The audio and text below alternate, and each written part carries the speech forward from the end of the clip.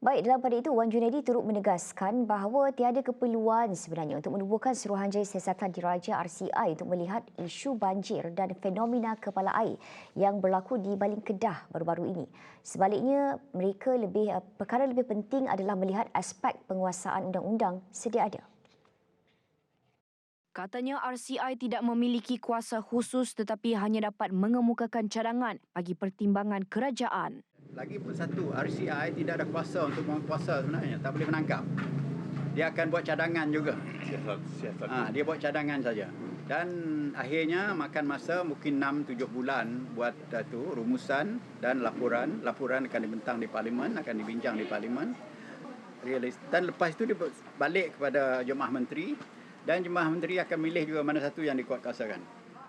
Dalam kejadian yang berlaku sekitar jam 4 petang Isnin lepas, banjir dan fenomena kepala air di Baling Kedah mengorbankan 3 nyawa dan memaksa lebih 1,400 penduduk dipindahkan ke 3 pusat pemindahan, manakala 15 rumah musnah dihanyutkan arus deras.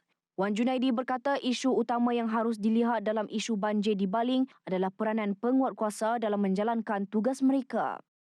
Sebabnya bagaimana mungkin boleh perkara ini berlaku di depan mata kita sendiri walaupun di atas bukit. Tak mungkin kita tak tahu. Mesti kita tahu.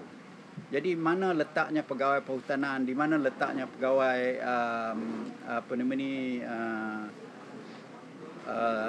pihak-pihak penguatkuasa yang lain. Tak adakah kita boleh mengetahui? Ataupun tiap-tiap orang terkejam mata saja, tak ambil tindakan. Jadi ini balik-baliknya ialah pihak penguatkuasaan yang penting menguatkuasakan undang-undang. Dan jangan ada fear and favour untuk menguatkuasa ni. Tidak kisah siapa yang terlibat. Tidak kisah siapa yang terlibat.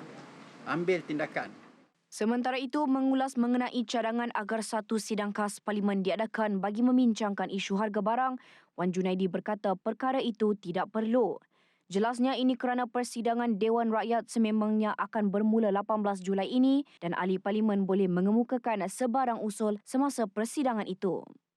Jadi dalam keadaan demikian, saya memikirkan kalau kita nak ada satu persidangan yang juga akan memelan belanja yang besar untuk tiap-tiap ahli Parlimen turun, tiap-tiap pegawai-pegawai tambahan untuk berkhidmat dengan Parlimen turun kerja.